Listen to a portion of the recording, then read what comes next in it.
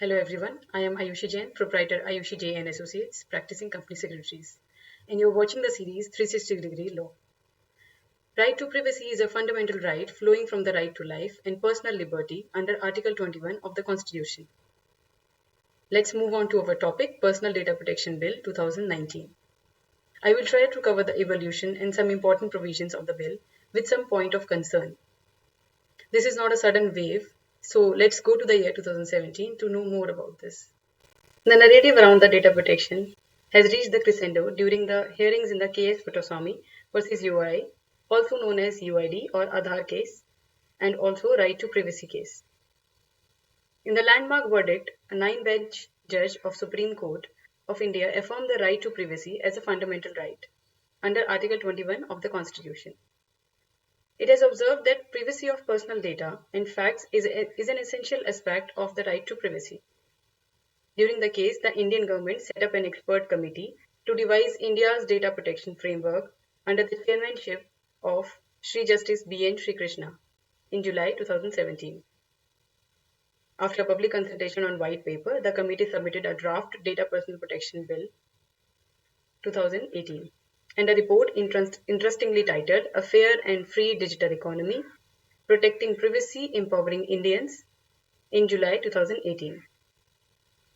Ultimately, the Personal Data Protection Bill was introduced in the Parliament in December 2019 after some changes in the 2018 bill. The bill has been referred to a joint parliamentary committee specifically formed for the review of this bill, and the report is expected soon with the aim to implement a governing framework to protect the fundamental rights to privacy, which includes protection of privacy or personal data or some facts. Currently, the usage and transfer of personal data of citizens is regulated by Information Technology Rules 2011 under the IT Act 2000. IT rules was a novel attempt of data protection at the time, but now the pace of movement of digital economy has shown its shortcomings. For instance, the definition of sensitive personal data under the rules is very narrow, and some of the provisions can be overridden by a contract between the parties. Further, the IT Act applies only to the entities and not to the government. These shortcomings paved way for the bill. There are three main objectives of the bill. First is protection of privacy. Remedies to provide for protection of the privacy of individuals relating to their personal data. Prevent unlawful use. Remedies for unauthorized and harmful processing of data and establishment of a Data Protection Authority of India for its adherence. The third is accountability of processors to create a framework for organizational and technical measures in processing of data. First, let us understand what is data protection and personal data.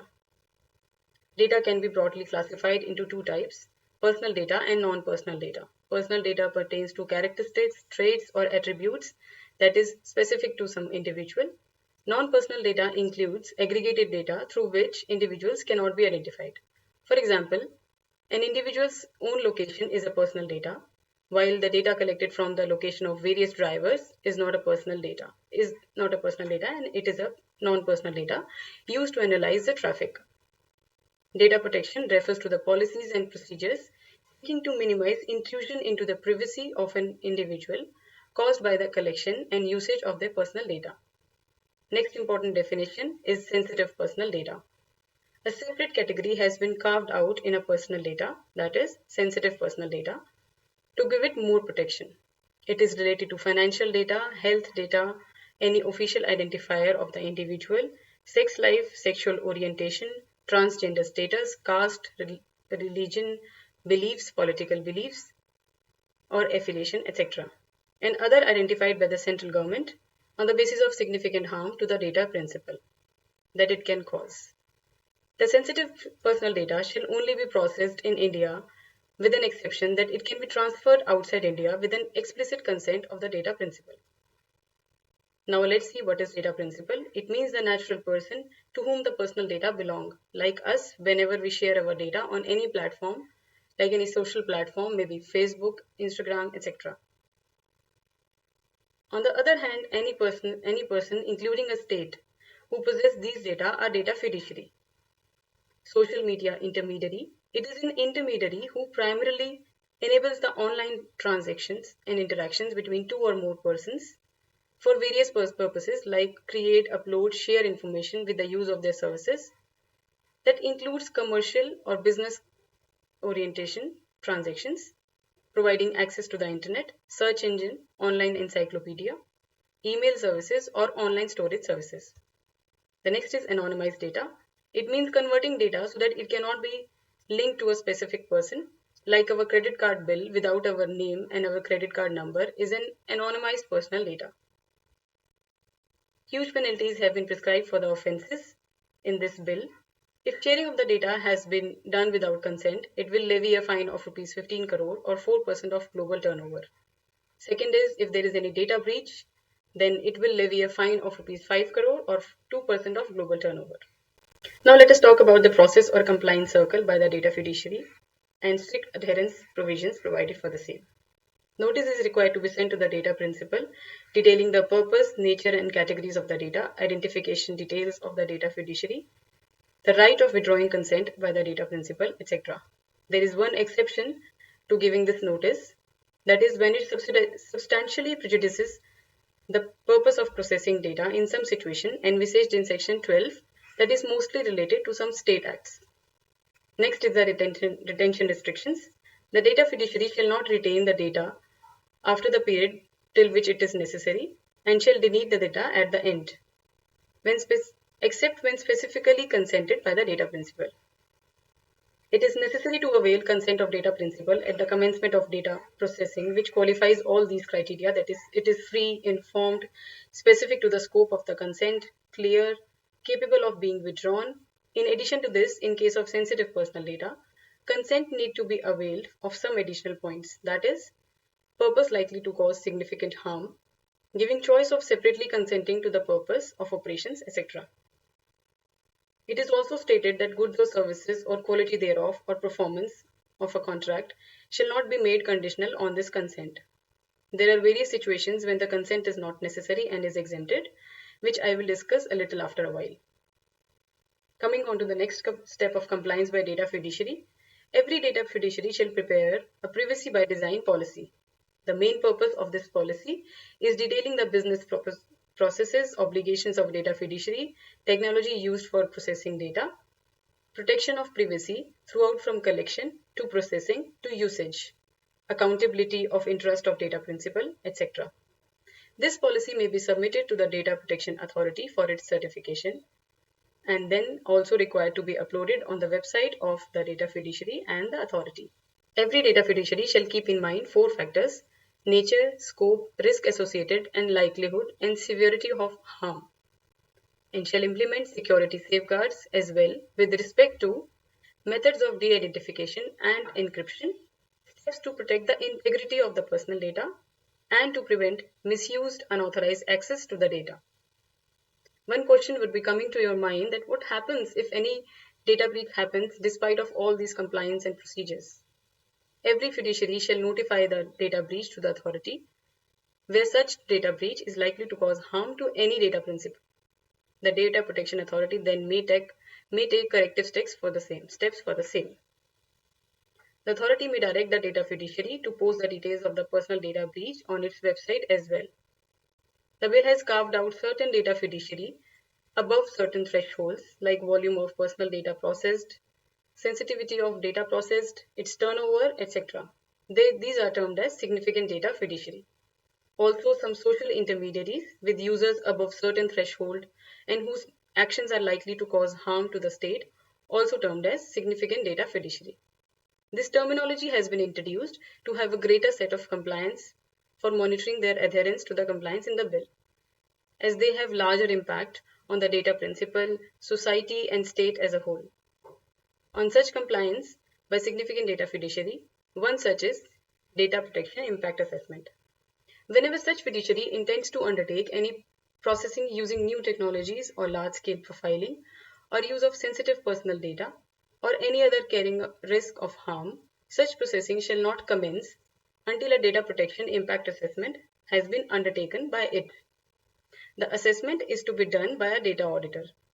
Coming to the compliance relating to monitoring and adherence to these processes prescribed by the bill.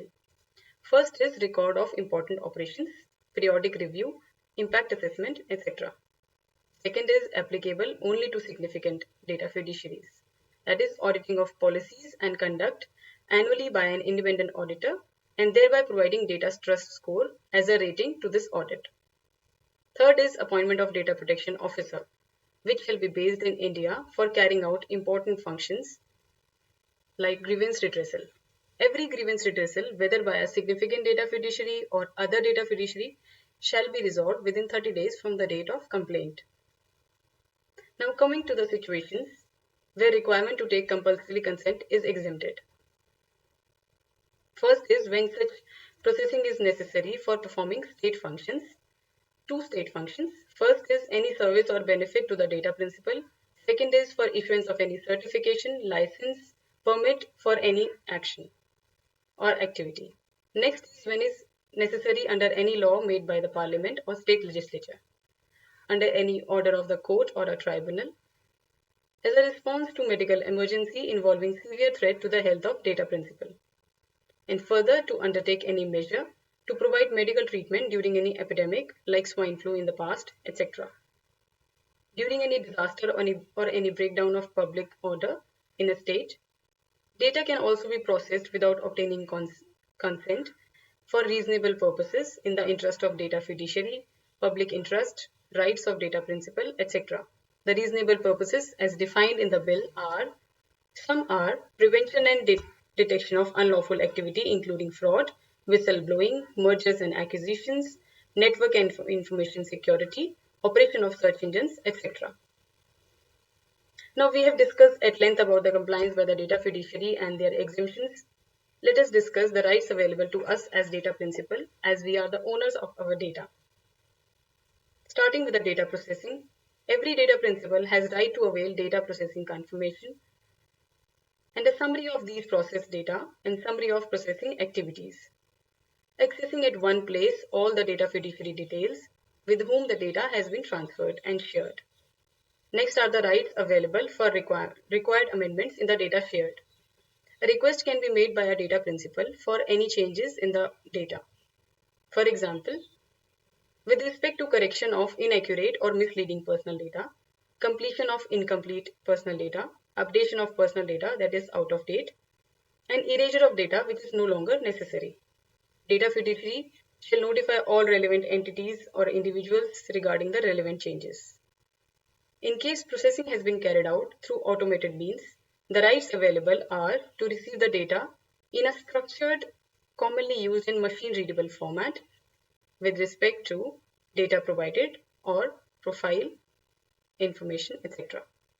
There are certain exceptions in this category, means the data is exempt to be provided as such when processed through automated means. First is when such processing is necessary for any functions of the state, and second is when it would reveal a trade secret of any data fiduciary.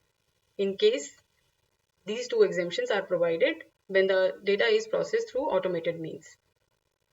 Despite such elaborate powers, exemptions, and rights, there are some points of concern. But before that, let us see some deviations from basic process in making of the bill. The 2019 bill has not been consulted with the public, rather 2018 bill was discussed. Whether this bill comply with the requirements, guidelines provided by the Supreme Court with respect to right to privacy. Third is the bill was not presented in the standing committee of the parliament, that is IT committee, but to a joint parliamentary committee specifically formed for this bill. Points of concern that are being discussed in various forums are vast powers of exemptions to central government by which they can exempt any government agencies for purposes including in the interest of sovereignty and integrity of the state, security of the state, friendly relations with foreign states, public order, preventing incitement of any cognizable offense related to all above. Also the use of word expedient in place of proportionate. Proportionate means a legal word which strives to maintain a balance between rights and obligations, which is not the case with the word expedient. Data Protection Authority to be formed with a chairperson and 6 full-time members, wholly on the recommendation made by the selection committee of government officials only, and no presence of any expert or independent members. The bill is equating anonymized personal data with the non-personal data, it dilutes the concept of consent for these type of personal data. Government can process even the sensitive data without the consent in some situations. Whether there is any preparedness for keeping this sensitive data mandatorily in India and its surveillance.